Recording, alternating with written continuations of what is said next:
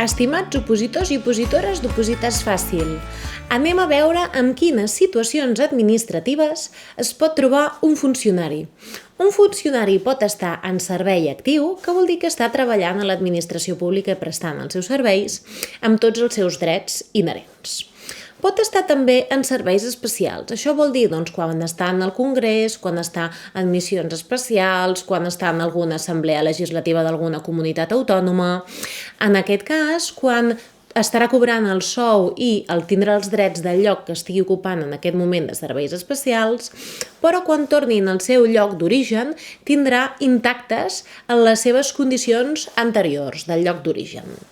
Pot estar també en serveis en altres administracions públiques, prestant serveis en administracions diferents de les quals té la plaça. Pot estar en excedència també. Les excedències hi ha per molts motius. Això seria important que us ho miréssiu de l'EBEP.